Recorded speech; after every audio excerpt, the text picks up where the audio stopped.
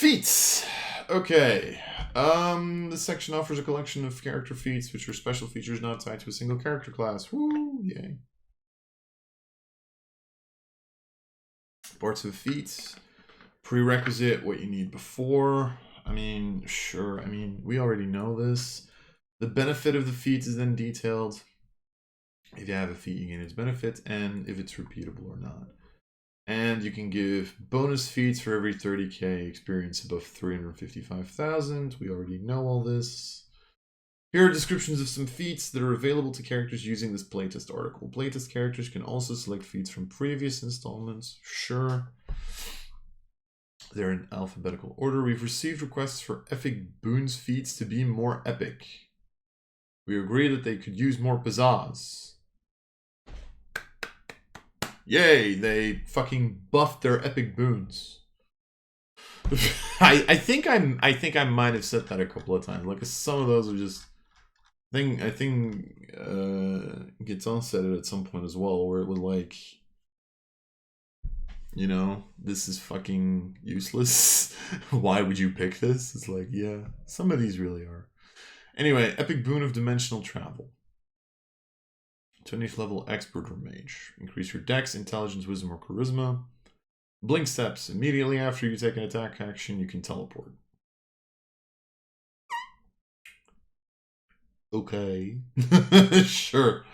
Okay. Yeah, you can teleport 30 feet every single time you attack. After you take the action. So not even after every attack. That would be cool though, right? Like attack, teleport, attack, teleport, attack, teleport, attack, teleport. That'd be cool. I mean, sure. It's a free teleport. I don't know. It's cool. That's probably it. Expert or mage. Con, intelligence, wisdom, or charisma by 1 to a maximum of 30. Gain resistance to 2 of the following damage types of your choice: acid, cold, fire, lightning, necrotic, poison, psychic, radiant, or thunder. Okay. And you can change them whenever you finish a long rest. I mean, that's kind of cool. It's pretty decent. And when you take damage of a type to which you have resistance, you can use your reaction to direct damage of the same type towards another creature you can see within 60 feet of yourself that isn't behind total cover. Okay, so they take 2d12 plus your con modifier if they fail a dex save. So I will say one thing. Absorb Elements has like a similar thing where like you become resistant to the damage and then you can deal 1d6 points of damage back. I've always found that to be slightly limited, not because you can't necessarily make the attack, but because I feel like a lot of the times when you absorb elements damage like that, your target tends to be immune to that damage as well. But I still, like, here, the difference, and I will say this, the difference is here you don't have to make an attack. Here it's like, as a reaction, you just deal 2d12, which is literally like fucking Hellish Rebuke. It's better than Hellish Rebuke, so it's not bad, and there's no limit to the amount of times you can use this reaction. So if you have a little bit of setup time, like, I'm assuming, like, most of the time you're going to be picking, like, fire, and then, like, fire and poison, I would assume, or... You know, but if you can have like a little bit of prepping time and you know where you're going, like you know you're going into an undead den, you're probably going to change like one of those two to necrotic. So I think this is cool. This is pretty decent. Expert or warrior. Increase your strength or dex by 1. You always ignore resistances with weapon damage pretty much. When you roll a 20 on the d20 for an attack roll, so when you roll a crit, well, not necessarily. If your crit range gets extended, you can deal extra damage to the target equal to the ability score increased by this feat. Oh, nice. And you can only use this benefit once per turn. I mean, how many times do you roll more than 120, right? Oh, wait. Equal to the ability score. Not the modifier. Oh shit! Okay. No. Oh no no.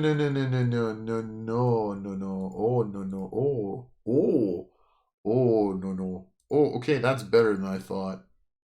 That is a lot better than I thought. That is I mean, I'm hoping at this level that's 20 points of additional damage, plus you increase it by 1 to a maximum of 30, so probably 21 at least. So you're dealing fucking 21 points of damage on a crit. Wow. Okay, no, this is okay. This is good. This is good. I like this. I like this, especially on like a fighter. Especially on like a fighter with like the what was it the one that knocks them has a chance to knock them prone. That's really good on that because then you knock them prone, you get advantage on your next attack. Actually, you know what I just thought? If a fighter gets enough like different weapons that they get proficiency and mastery with, you just pick what weapons you take with you, and you just have like a giant bag of weapons, and you pick what weapon you fight with depending on the encounter. I just thought of that. So that makes push and slow a lot better. Randomly, sorry. Sorry. Epic Boon of Recovery. Okay. 20th level. Increase your con. Be reduced to 0. You can drop to 1 hit point instead and regain a number of hit points equal to half your hit point maximum. Excuse me? It's okay.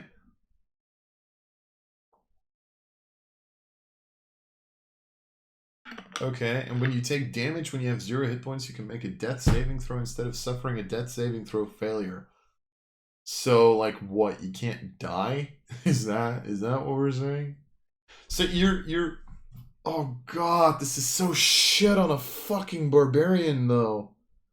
Could you imagine this on a totem barbarian? Oh god, please, no! Oh, I'm getting grim flashbacks. Oh, no. Oh, no. Not a level 20 fucking bear totem barbarian. Ah! Sorry. Oh, that's giving me bad flashbacks. Okay. Whew. Okay, calm down. Okay, it's fine. It's not fine. This is not fine. Can you imagine? You just have to think about this, right? I'm assuming old Totem Barbarian, which to be fair, I'm pretty sure they will have nerfed Bear Totem Barbarian. But here's the thing that I quietly want to mention. A Barbarian, we're assuming still has resistances and shit, already has a D12 plus probably 5, plus their capstone ability was plus 4 to con. So that's 7 plus 7 hit points per level, which is 280 hit points at max level, right? Plus 5, because your first level you get 12 plus your con. So 285 maximum hit points. You have damage from almost everything, which puts you to what, like 570 hit points technically, because you have all the damage in existence as a, let's assume bear totem, like, but even as a non-bear totem, right, you still have all the weapon damage, at which point half of those 570, so the original 285, you just get that back.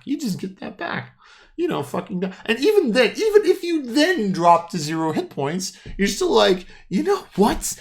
I'm not going to take these death saving throws. I'm going to roll them.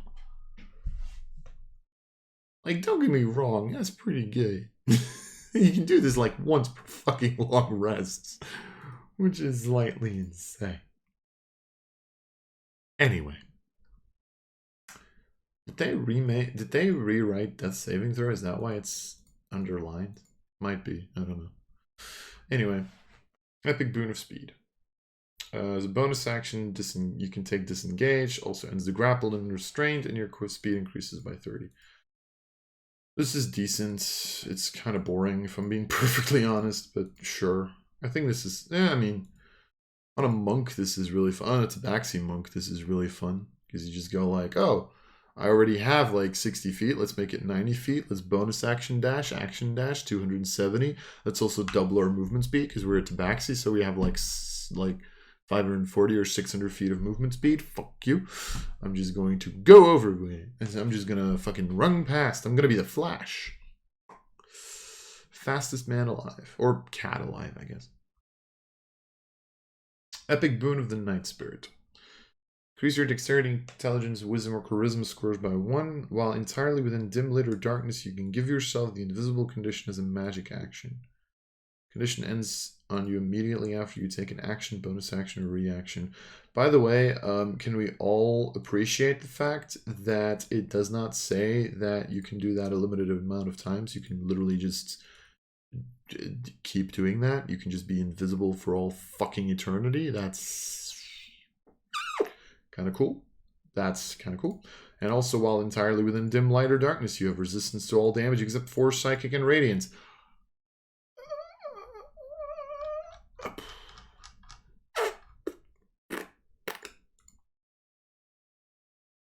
Like, I don't want to say anything. I don't want to say anything. I don't mean anything by it. I don't, you know. It's not like, I don't know. It's not like that's totally insane. I don't know. Weapon Master. That's the one we were waiting for. Following benefits. Increase your strength or dex by 1 to a maximum of 20. Okay. Mastery property. Your training with weapons allows you to use the mastery property of one kind of single or martial weapon of your choice, provided you are proficient with it. And if you finish a long rest, you can change the kind of weapon to another eligible kind. I'm going to repeat this here before I've seen the fighter class and the barbarian class. The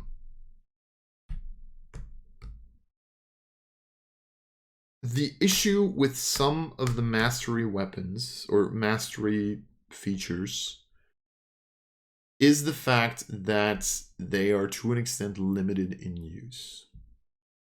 You want to be able to switch out your weapon, I think, as a fighter. I think that's the big advantage of fighter and barbarian. I think that should be the advantage that you have as a martial. The reason that I'm saying that is because forcing you to pick at a long rest which weapon you're going to be fighting with, like, don't get me wrong, this has to at least be there, right? Because the big thing with mastery property, if you have to pre-pick a weapon, this makes magic items so fucking useless. Because let's say that you are proficient or you've chosen to fight with a longsword, but the weapon that shows up is now a warhammer. And it's like, well, I can't use that because I'm fighting with longswords. And that's why there's a long rest property here, which I like, which I think is good. I still think this should have been like maybe 2, maybe 3.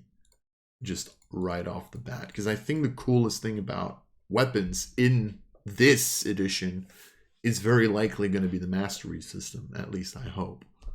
But again, I don't know how fighter is going to handle mastery property. If fighter just gets all of them, that's completely fine with me. Then maybe this is just a weaker version of that, which is fine.